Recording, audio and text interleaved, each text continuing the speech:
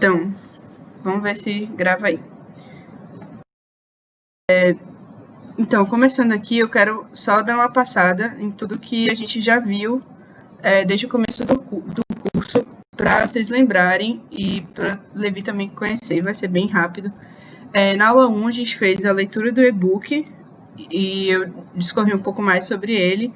A gente falou sobre fonemas e pronúncias do inglês, e aí eu mostrei uma tabelinha que está lá no Drive, quem quiser revisar. Na aula 2, a gente falou sobre como falar sobre nossos gostos e hobbies, então a gente viu algum vocabulário ali, verbos sobre isso. Verbo no infinitivo e no gerúndio, então é a forma to do, to make, to have, o verbo no infinitivo, e o gerúndio é quando coloca ing no final. Drinking, loving, studying. Então, só relembrando aí, infinitivo e gerúndio, a gente entendeu como é que se conjuga na terceira pessoa, porque o inglês ele tem ali muito menos conjugação do que o português, né? E na terceira pessoa a gente tem o does, o has, e a gente aprendeu um pouquinho sobre isso, e um dos vídeos que eu passei é sobre isso também, para vocês relembrarem qualquer coisa. Aqui a gente falou na aula 3 sobre frases e expressões úteis para uma conversa, e tem 2 planilhas que eu coloquei também no link do Drive. Levi, o link do Drive está na descrição do grupo, se você quiser dar uma olhada depois. Tem bastante conteúdo lá. E aí eu fiz essas expressões com vocês e a gente praticou elas dentro de um diálogo. Então, como a gente pode usar elas para auxiliar e preencher aqueles vazios quando a gente está pensando, o que a gente fala em alguns momentos específicos, são coisas para a gente memorizar e virem automáticas na hora que a gente está falando, certo? E hoje a gente vai ver a estrutura geral do idioma, principais elementos da gramática e tempos verbais. Então, é bastante coisa e eu vou começar aqui falando primeiro de verbos e perguntas em inglês, certo? Então, eu coloquei aqui que a gente tem como colocar verbos em 3 caixinhas. Os verbos regulares, os verbos irregulares e os verbos modais, também chamados de verbos anômalos, certo? E aí, falando dos verbos regulares, a gente pode conjugar eles no passado, apenas acrescentando terminações ed, terminações de, ed ou ied, a depender de como o verbo termina. Então, a gente vai ver alguns exemplos mais para baixo, mas o que diferencia os verbos regulares e os irregulares é se eles vão ter uma conjugação padrão para o passado ou uma conjugação totalmente diferente que a gente tem que memorizar, certo? Então, tem uma tabela que está no Drive também e tem um link aqui embaixo que eu coloquei que tem basicamente todos os verbos que vocês precisam saber para memorizar. Tipo, essa é uma parte do inglês que eu falo que não dá tão certo se for aprender só por osmose, assim, só ouvindo, porque realmente é um trabalho de memorização, né? Não tem uma questão lógica. Quando tem a questão lógica, eu tento sintetizar e trazer para cá, mas esse não é o caso. Então, vocês percebem que, como eu falei aqui, é só no passado que se conjuga. A gente não conjuga no futuro o verbo do inglês, porque a gente usa um auxiliar e ele vai colocar o verbo no futuro. Então, a gente não precisa conjugar, a gente precisa só saber as conjugações do passado e do particípio de um verbo, certo? E aí, falando disso, os verbos regulares, o passado e o particípio deles é o mesmo. Então, a gente só precisa... a gente não precisa memorizar. A gente pega o verbo, vê que ele é regular, bota no passado e ele é o passado e o particípio ao mesmo tempo. Então, eu vou botar aqui o exemplo do verbo work, que é trabalhar. A gente pode dizer que I worked, she worked, they worked. Então, não tem diferença. Todo mundo é tipo, eu trabalhei, ele trabalhou, ela trabalhou, eles trabalharam. Então, fica assim. É muito mais fácil do que o português, se vocês prestarem atenção, que a gente tem um tipo de terminação para cada coisa. E no particípio também fica worked. E eu vou explicar mais para baixo para que serve o particípio, mas só para vocês terem uma noção agora. Então, se a gente for pegar um verbo num verbo irregular, a gente pode ver aqui que o verbo speak, que é falar. Então, o speak no passado ele vai ficar spoke. E no particípio ele vai ficar spoken. Então, a gente percebe que são coisas que a gente precisa memorizar, certo? E os verbos modais, eles têm um funcionamento diferente, e a gente vão estudar melhor sobre isso nesse link. Eu não vou explicar muito, porque tá bem explicadinho lá, vocês podem dar uma olhada depois e qualquer coisa mandar dúvida lá no grupo, certo? E uma outra particularidade dos verbos eu já falei isso, eles não se conjugam no futuro. Então, para expressar o tempo verbal, você vai colocar na frente will, ou então o verbo to be mais going to. Então, a gente pode falar I will travel to, sei lá, India. Então, will está dizendo que esse verbo aqui está no futuro. Então, se a gente fosse falar em português, essa frase seria eu vou viajar para a Índia. E a gente pode dizer isso também assim: I am going to travel to India.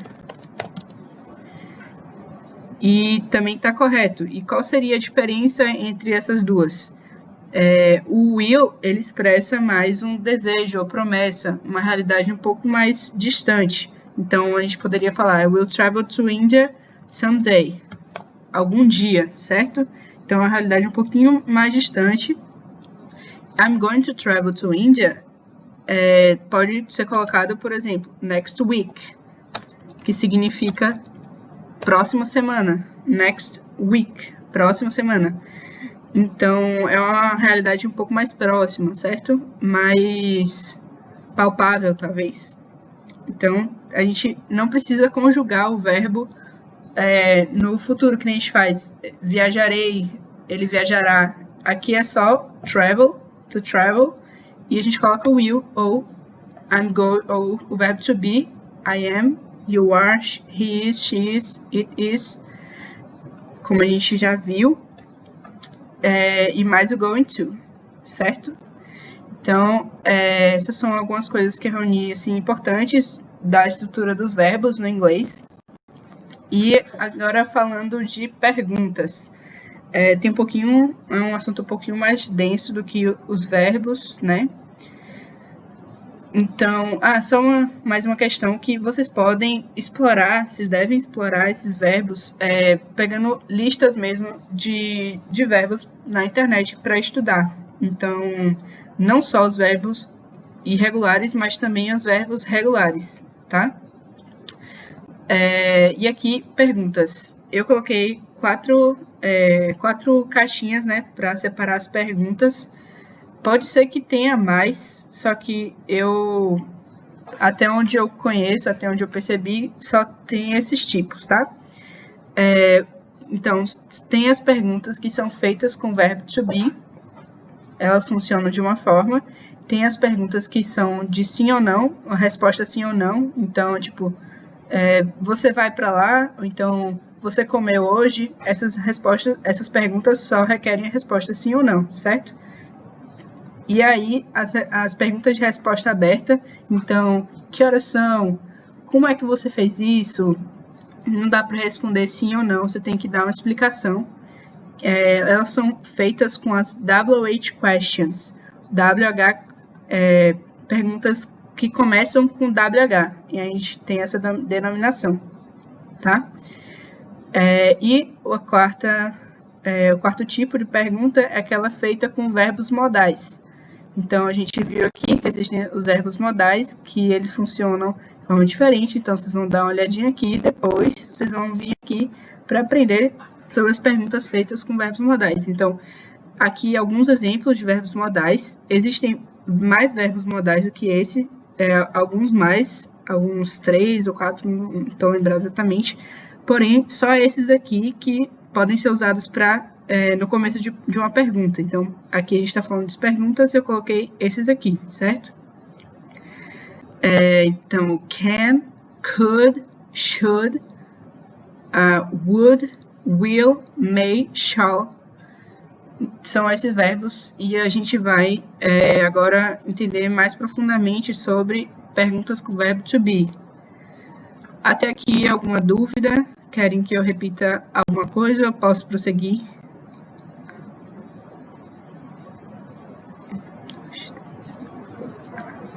Pronto. Ok. Então, aqui, perguntas com o verbo to be.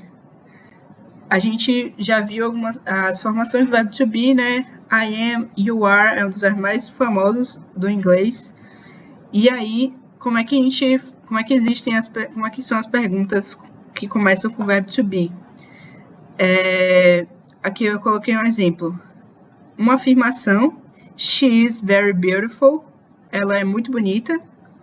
E aqui, como seria se fosse uma pergunta? Então, você está falando sobre uma outra pessoa, uma pessoa, e aí a pessoa não te conhece e te pergunta, ela é bonita, essa pessoa que você está falando? Is she beautiful? Então, a gente percebe aqui que aqui a gente coloca she is, e para perguntar a gente troca is she beautiful? Isso serve porque eu vi uma explicação, né, do porquê que eles fazem essa troca, que a língua inglesa ela tem menos entonação do que o português. Então, a gente deixa bem claro o que a gente está perguntando, porque no final a gente eleva bastante a última palavra. Ela é bonita? Então, isso fica claro que é uma pergunta. Só que no inglês, eles colocam já, desde o começo da frase, uma indicação de que é uma pergunta. E eles não precisam fazer essa entonação inteira, certo? Então, é como o espanhol escrito, que tem aquela interrogação de cabeça para baixo no começo. No inglês funciona assim: she's beautiful, she's very beautiful, is she beautiful? E a resposta para isso seria yes, she is, ou no, she's not. Então, a gente ficaria meio estranho se colocasse só o yes. Então, ele precisa vir acompanhado de yes, she is, igual porque é uma afirmação, né? She is, então vem nessa ordem. Ou então, no, she's not. Ou então, a gente tem aqui a contração do is e mais not, que vai ficar isn't, certo? No, calma, fiz besteira. Isn't. Então, no, she isn't, ok? Então, vou deixar aqui, she's not.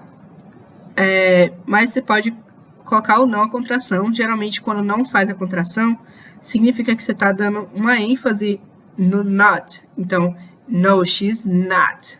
Então, significa que ela realmente não é bonita, entendeu? Falando aqui, um outro exemplo. You were at home. Aqui, o were é o verbo to be no passado. Então, you were at home. E aí, perguntando, were you at home? E a resposta, yes, I was. No, I wasn't. Então, vocês percebem que não respondeu yes, I were. E o porquê isso? Porque esse é o caso da conjugação diferente para a terceira pessoa. Para a terceira pessoa não, para outra pessoa. Então, se a gente tem aqui you were, mas a gente fala I was. Então, falando de mim, fica was. Falando you, fala were, certo? É essa mudança de conjugação. She was, it was, they were, we were também, certo? Então, esses são os pronomes e a conjugação do verbo to be. Só relembrando, certo? Então, você percebe que a resposta yes, I was fica conjugado com a pessoa que está falando. E aqui fica conjugado com o objeto, eu acho, né? Objeto. Enfim, acho que deu para entender. Se não, alguém sinaliza aí que eu repito. I was wrong. Então, a afirmação. Não traduzi aqui, mas eu acho que you were at home. Você estava em casa. Aqui, I was wrong significa eu estava errada. Wrong é errado. Então, é uma afirmação. E aqui, was I wrong? Was I wrong? A gente troca a ordem. E aí, aqui é o inverso. Então, eu estou falando de mim, eu falo was. E a pessoa está falando you, né? A segunda pessoa. Então, ela vai falar were. Yes, you were. No, you weren't. Weren't. Ou you were not. Se você quiser enfatizar que você realmente não estava errado, tá? No, you were not. Sempre que você tiver o apóstrofe T, é porque é uma contração da primeira palavra com o not, certo? Então, essa é a forma de pergunta com o verbo to be. Pode ser no presente, is, ou então no passado. Was, were, certo? Então, perguntas com do, does e did. A gente tem aqui o caso das perguntas que só pode responder com sim ou não, tá? Acho que aqui também o verbo to be só responde com sim ou não. Então, você não usa o auxiliar do quando a pergunta é com verbo to be, você não precisa. Mas todas as outras perguntas vão precisar de um auxiliar, tá? O do e o does está no presente e o did está no passado. E ele não precisa conjugar o do, I do, you do, she does, he does, it does.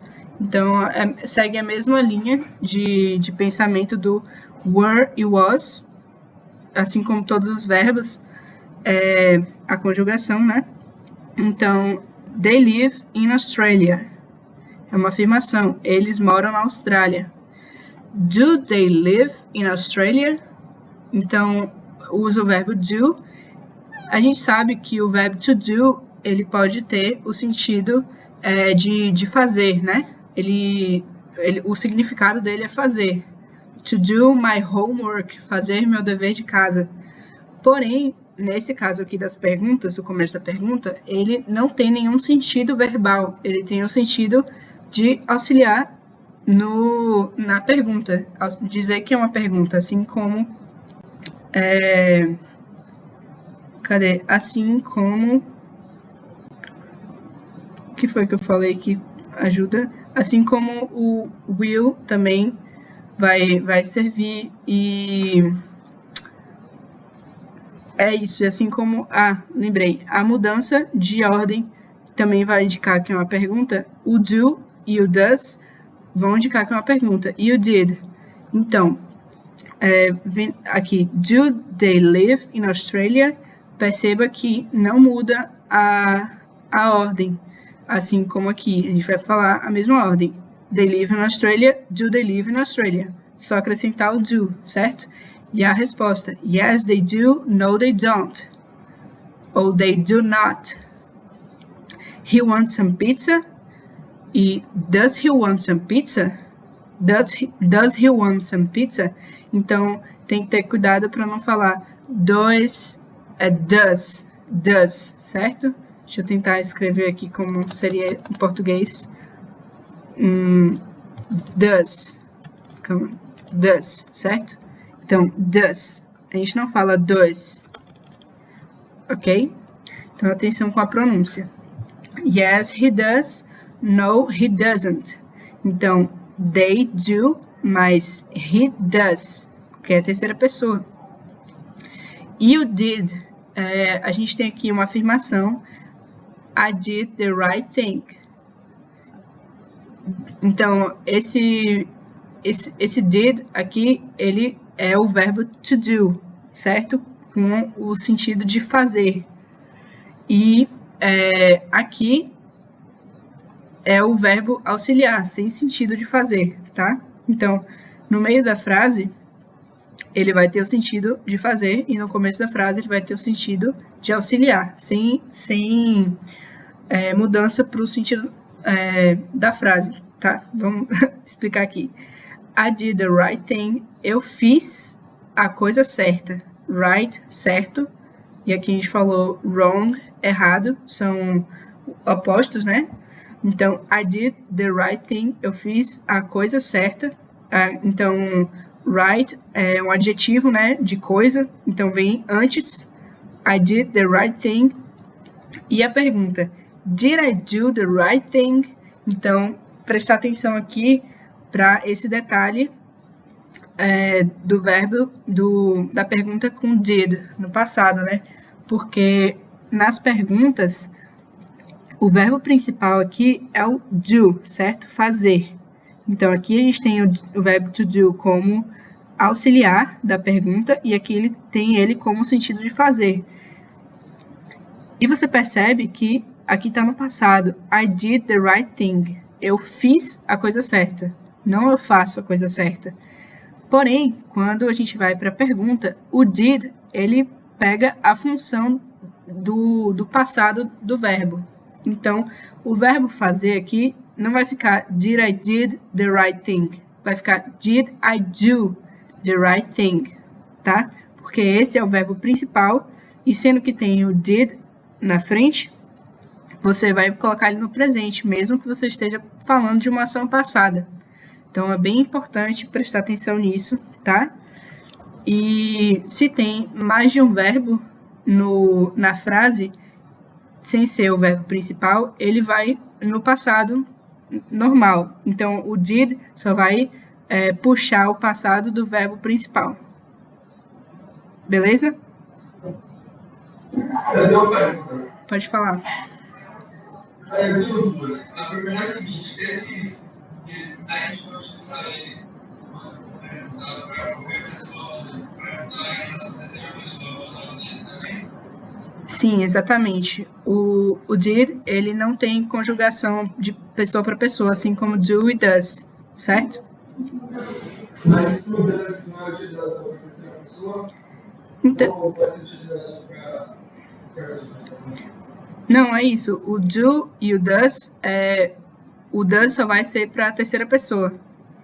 O did não tem essa diferenciação, tá? Que é o verbo no passado, entendeu? E a mesma pergunta é a seguinte, quando é que eu vou usar o word? Aqui. Ah, tá, certo. Deixa eu ver como é que eu explico. A gente... Isso.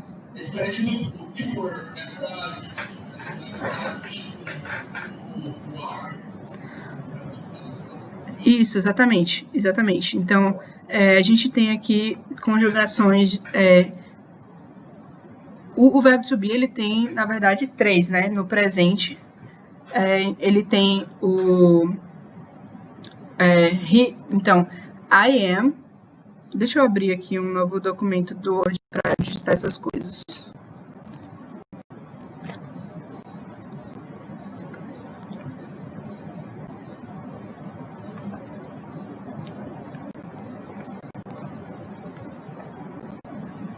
Então, a gente tem aqui I am, eu sou, eu estou, ou eu tenho, no caso de idade, né? Então, o verbo to be ele assume esses 3 sentidos. I am, you are, he is, she is, it is, é a terceira pessoa. Eu, tu, ele, nós, we are, vós, vocês, you, também, you are, they are. Aqui no presente, então a gente tem I am, que é para a primeira pessoa, do singular, you are, he is, she is, it is, mesma coisa, we are, you are, they are. Então lembrando, eu, você, ele, ela, ou isso, nós, vocês, eles. Então aqui a gente tem o verbo to be no presente, tá? e suas conjugações de acordo com as pessoas. No passado, ele vai ficar... deixa eu copiar isso aqui. No passado, ele vai ficar I was, you were, he, she, it was, we were, you were, e they were. Então, a gente percebe aqui que aqui no presente ele tem 3 formas, am, are e is, e aqui a gente tem 2 formas, was, were.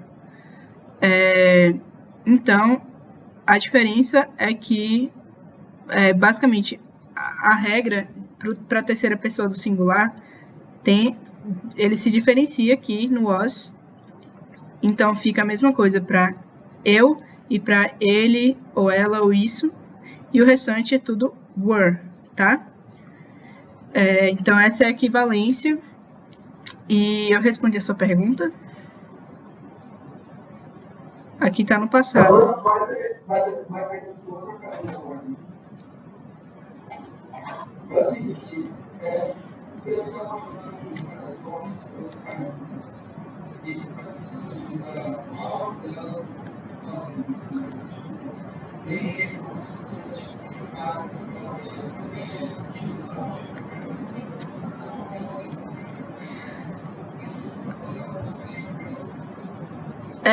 É tipo assim, porque cada pergunta dessa tem uma função, assim como no português.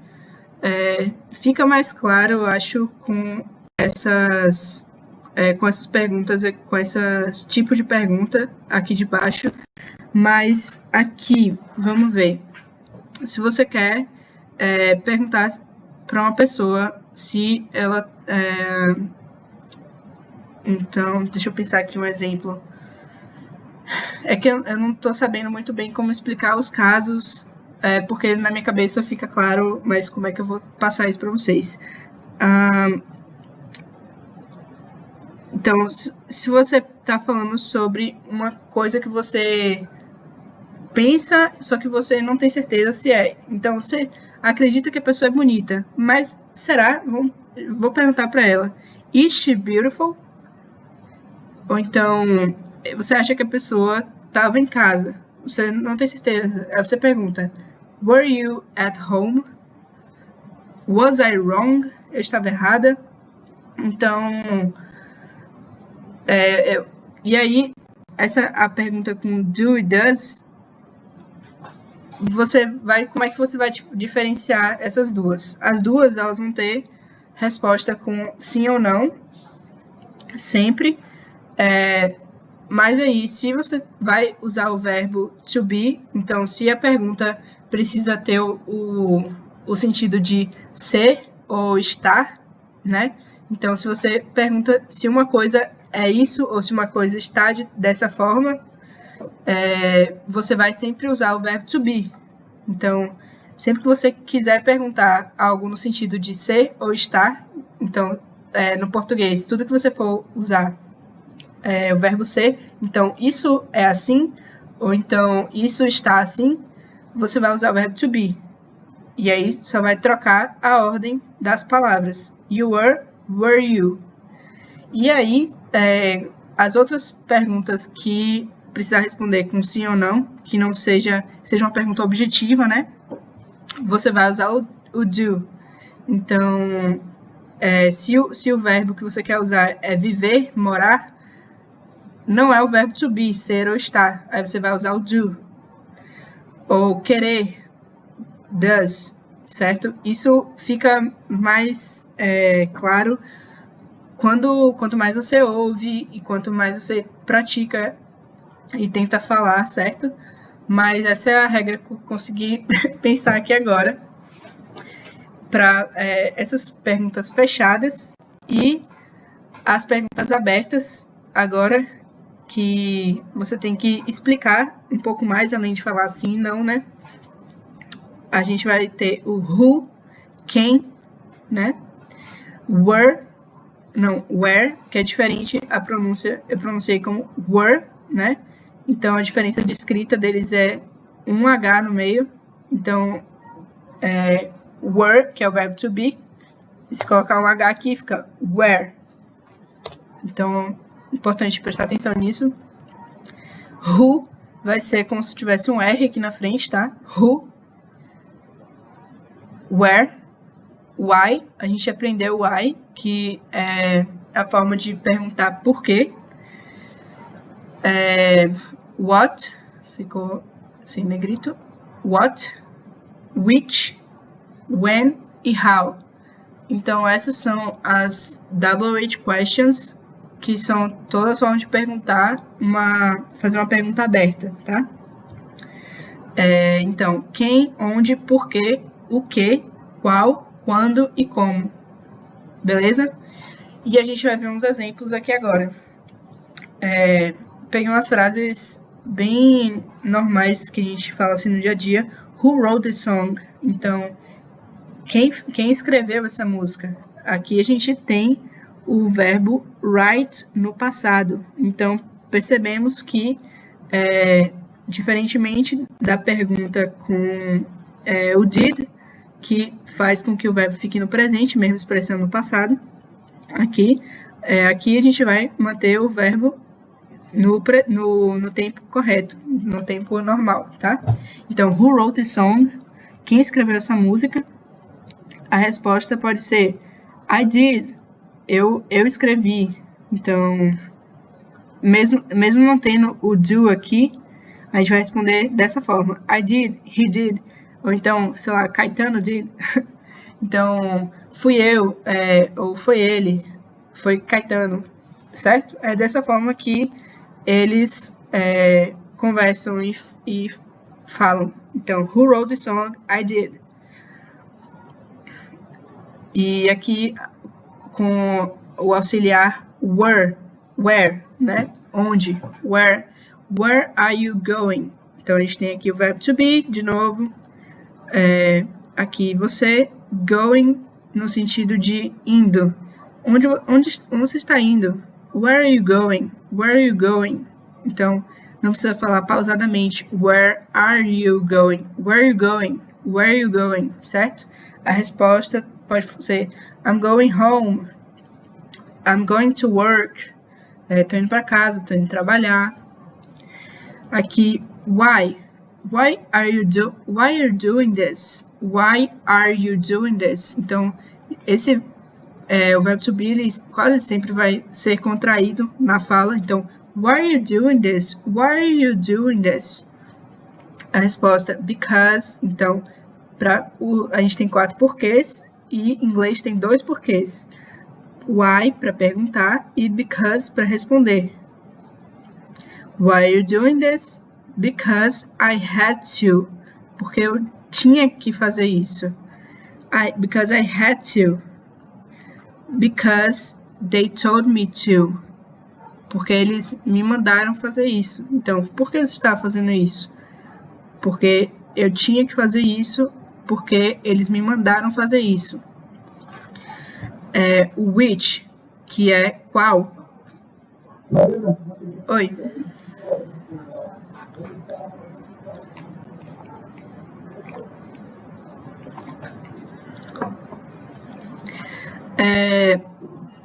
Eu não sei qual a função gramatical do to.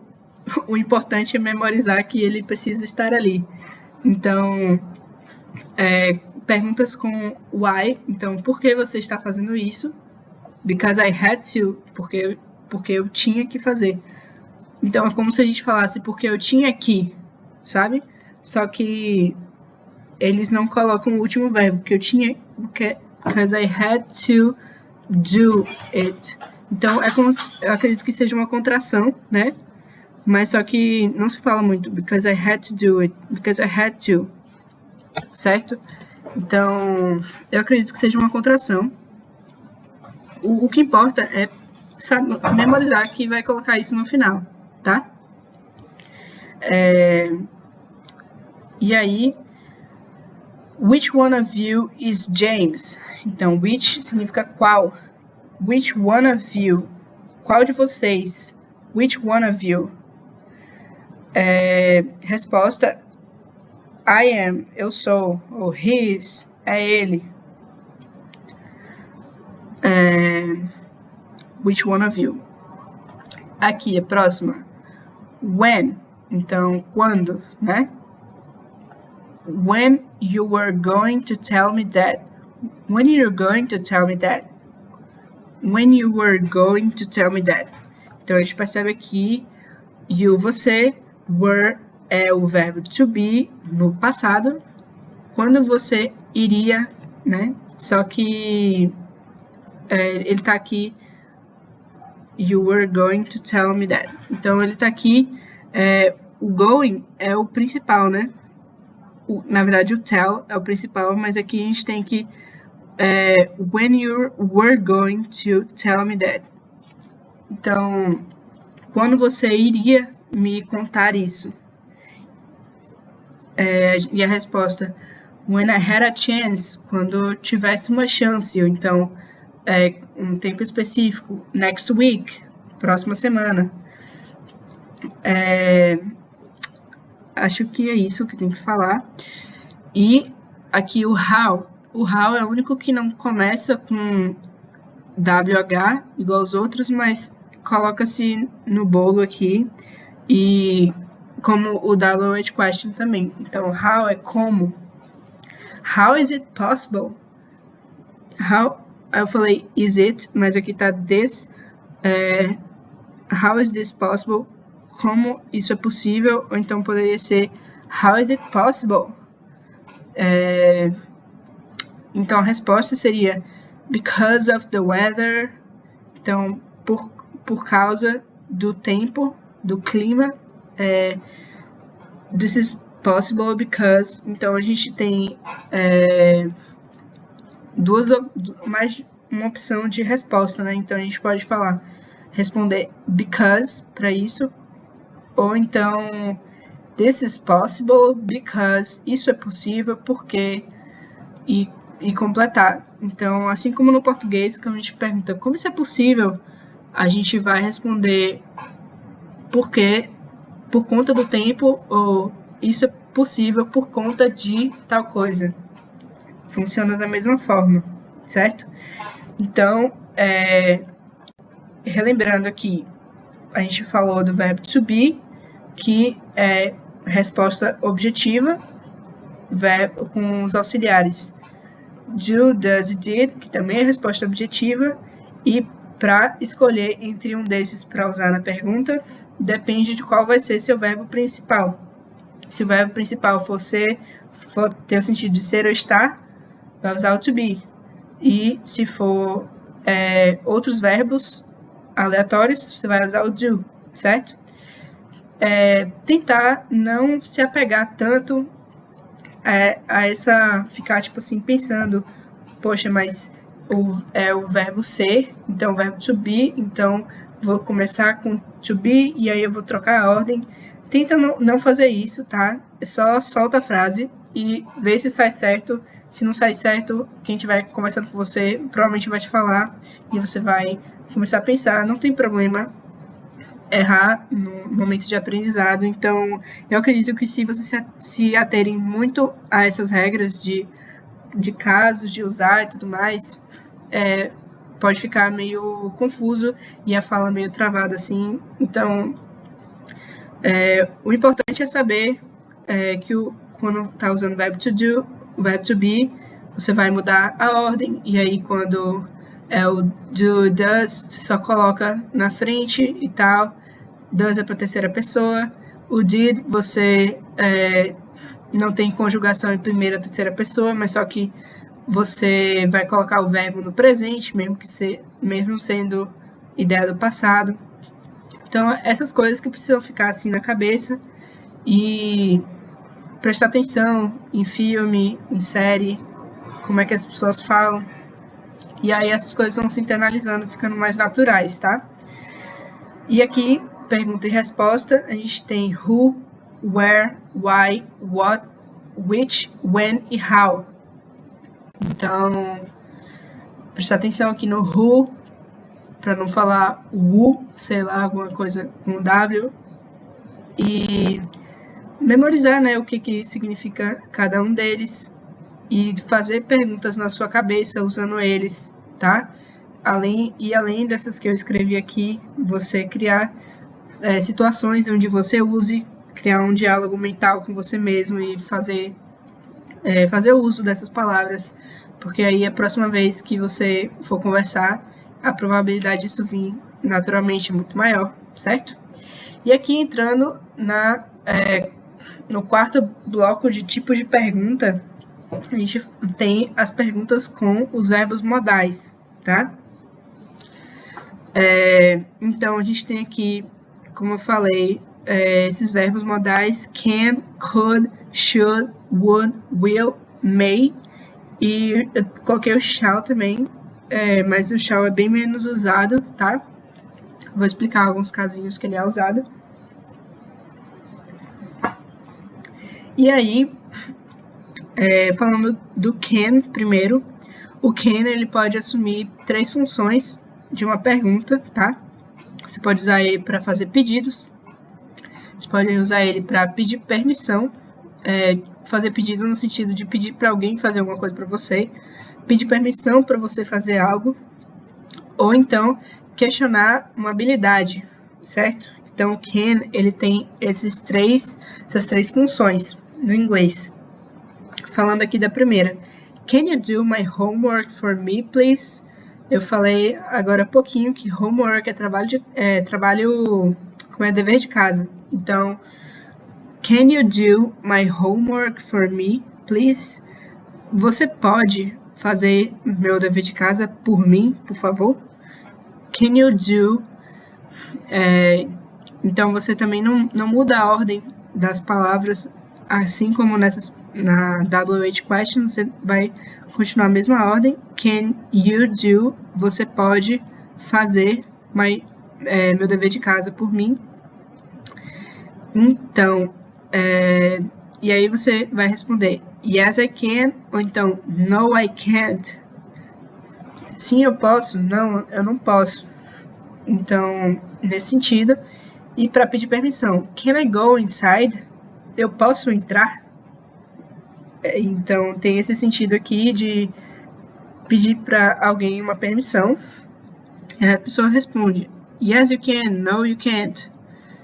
Ou no, you cannot. Quando você quer enfatizar, tipo assim, definitivamente você não pode entrar. Você pode não fazer a contração, né? E habilidade. Can she play the guitar? Ela consegue tocar violão? Então, guitar é violão e electric guitar, que seria guitarra eletrônica, é a guitarra que a gente conhece. Então, can she play the guitar? Ela consegue tocar violão, então ela sabe tocar violão, questionando habilidades. E aí é a mesma coisa, resposta yes she can, no she can't. E aqui a gente tem um outro tipo que é o could. Então, could you bring me some water, please? Could you bring me some water, please? Eu acredito que a maioria de vocês deve conhecer essa palavrinha que é water, ou então water, com sotaque mais britânico, né? Que significa água. Então, could you... vamos fazer um jogo de interpretação aqui. Aqui, estou dizendo que o could, vocês vão saber que é um pedido mais educado. Então, nessa mesma situação, eu poderia usar o can ou could.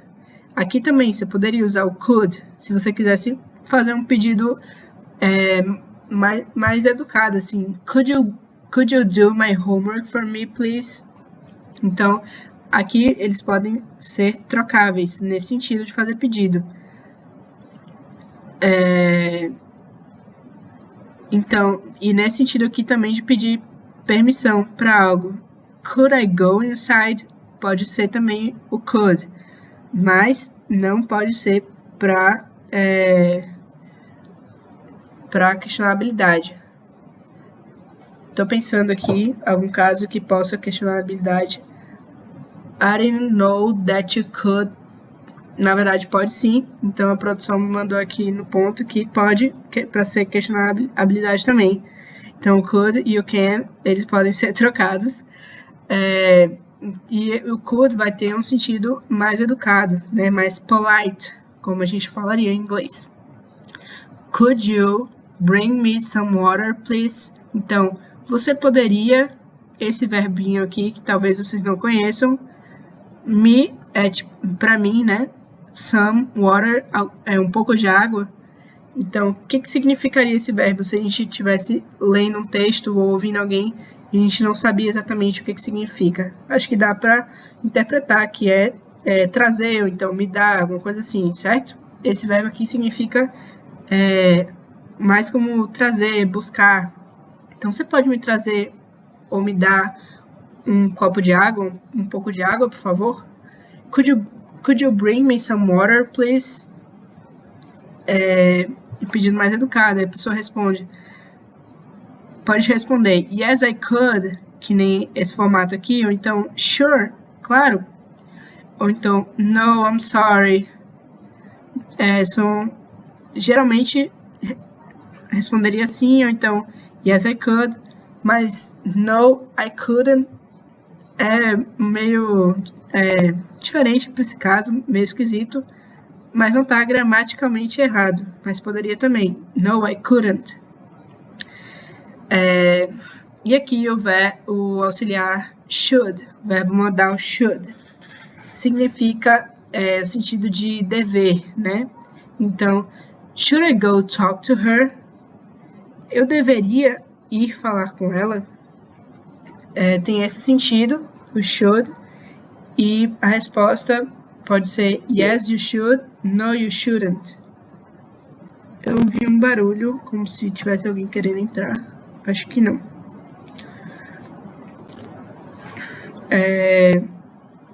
Alguém mandou mensagem no chat. Foi mensagem no chat. Ah, foi Levi. Tchau. Certo. Tchau, Levi. Muito bom ter a sua presença aqui com a gente. Então, continuando. Tem aqui eu falei do should. Vamos sair escondido que eu volto para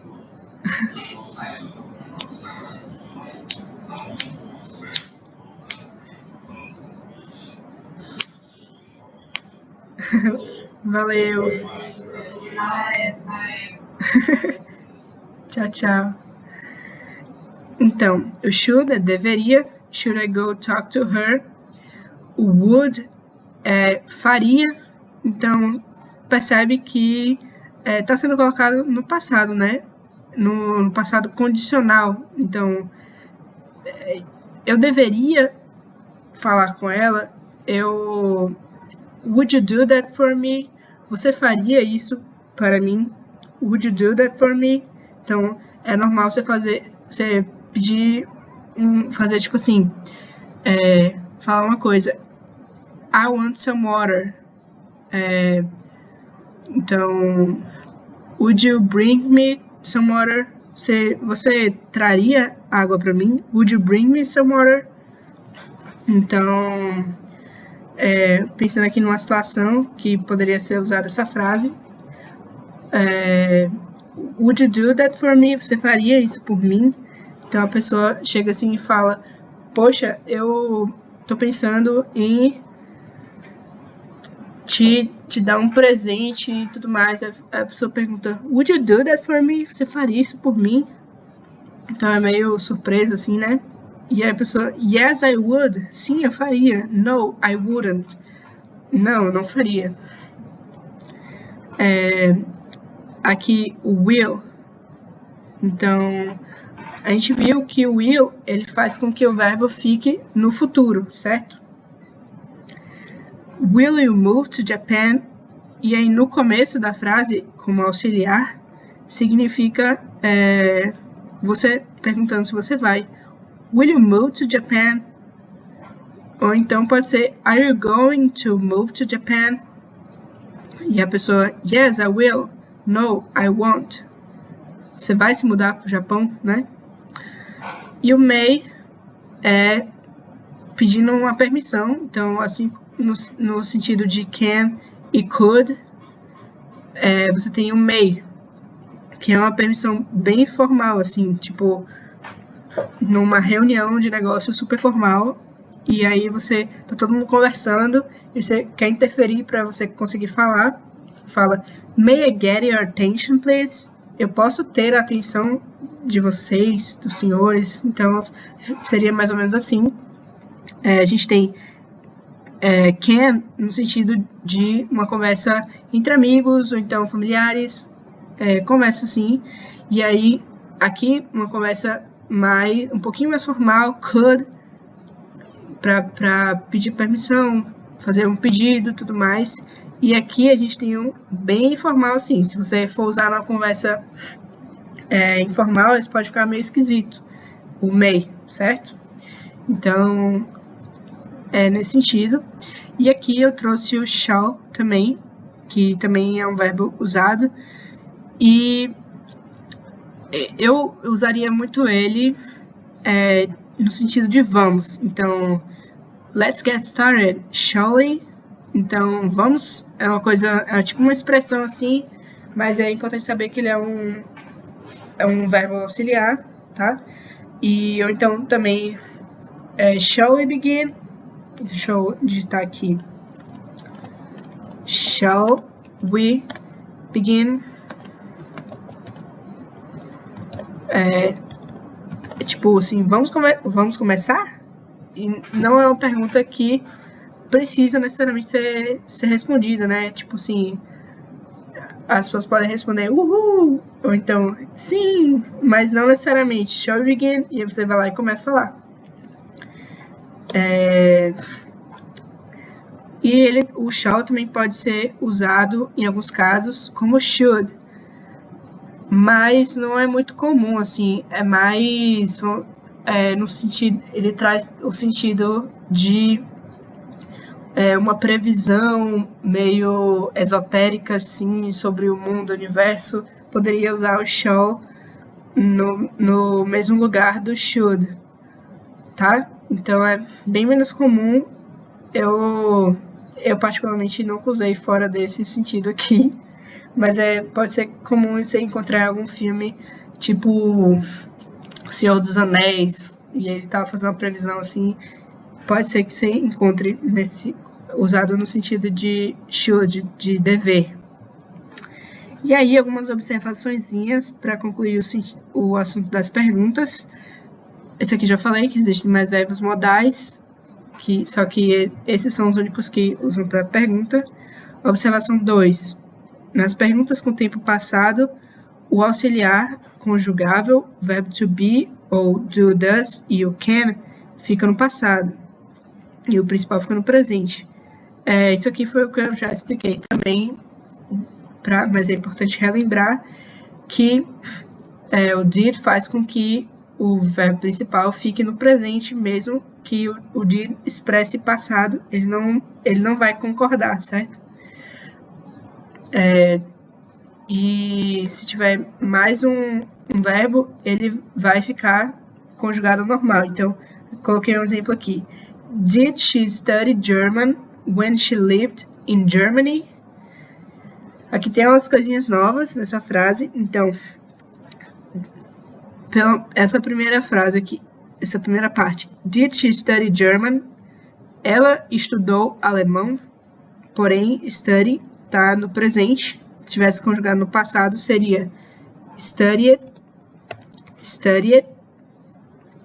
mas como tem o did e ele é o verbo principal, vai ficar did she study German? Essa é a primeira parte. E aqui, when significa quando, ou poderia ser também while, enquanto, certo? Mas vamos deixar aqui when. Did she study German when she lived in Germany? Então, percebendo aqui que o verbo ficou no passado, lived. Não ficaria assim, when she lived in Germany. When she lived in Germany. Então, ela estudou alemão quando morou na Alemanha? estudou, passado, morou, passado, só que o verbo principal é estudar e ele vai ficar no presente, porque tem o did. Beleza? E a terceira observação é que as perguntas podem ser feitas com mais de um verbo auxiliar, mas nem todos os verbos auxiliares combinam entre si. Aqui tem 3 exemplozinhos. What would you do in that situation? What would you do in that situation? O que você faria nessa situação, naquela situação? Então, a gente tem aqui what, que é o que, um WH question, e aqui é o would, que significa o que faria, né? No sentido de, no passado, no condicional. O que você faria naquela situação? You do, você faria. What would you do in that situation? E aqui, where do you live?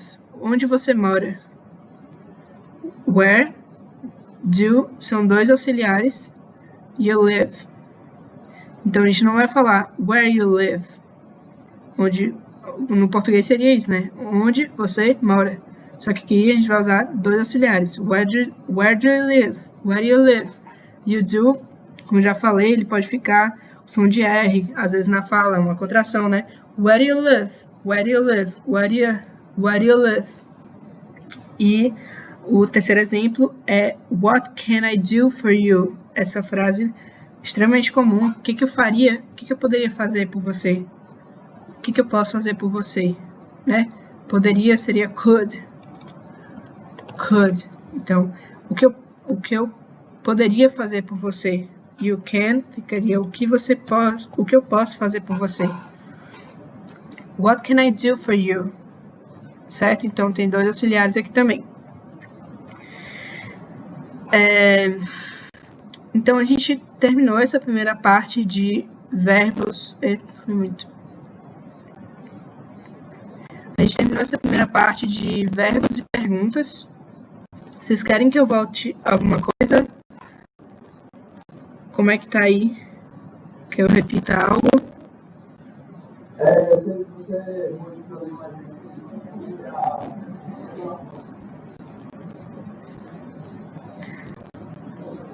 Isso, lá dentro. Can I go inside? Aqui. Outside in é dentro, side é lado, né? Então, lado de dentro, ou então outside, lado de fora.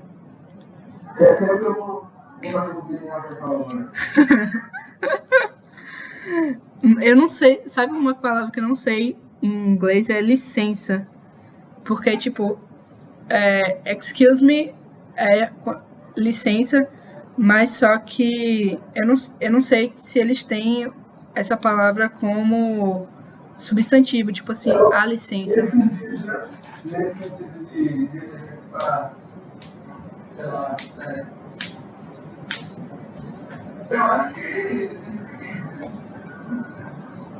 Tipo, excuse me com licença, mas só que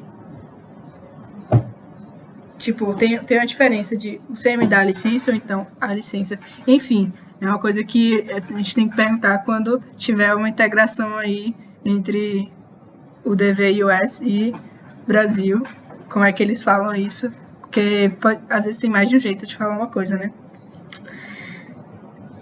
Mas beleza. Então, essa é uma parte que eu planejei para hoje e eu listei aqui, eu vou passar todas essas anotações para vocês, tá? E aqui eu listei assuntos que eu considero essenciais para estar desenvolvendo a partir da conclusão do curso, certo? Então, alguns deles a gente já entrou um pouco. Eu coloquei aqui artigos do inglês, pronomes, aí vários tipos de pronome, definido, indefinido, relativo, tudo mais.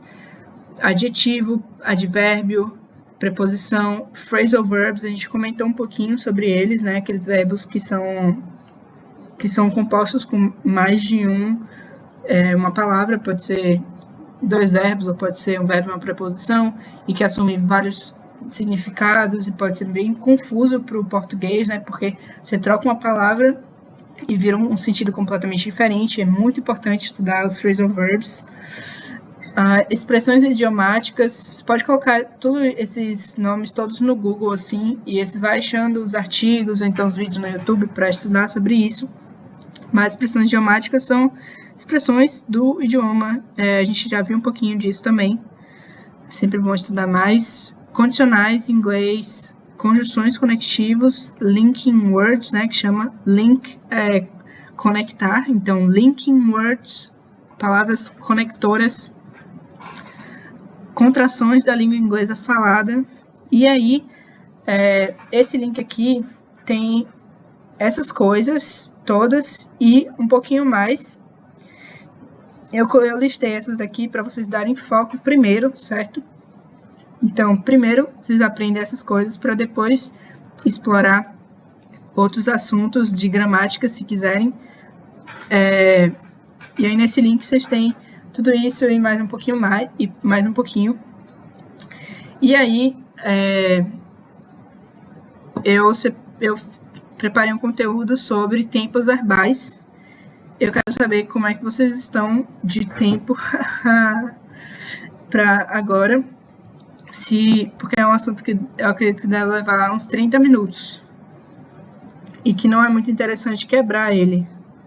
E aí eu quero saber de vocês se a gente faz isso hoje. Quero que todo mundo opine, por favor.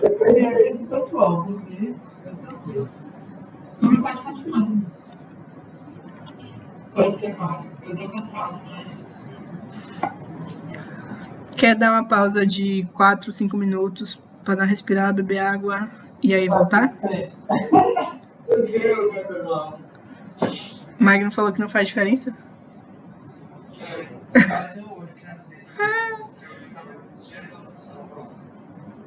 Entendi.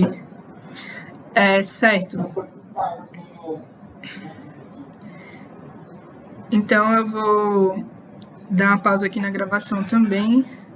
E a gente volta daqui a 4 ou 5 minutos, tá bom?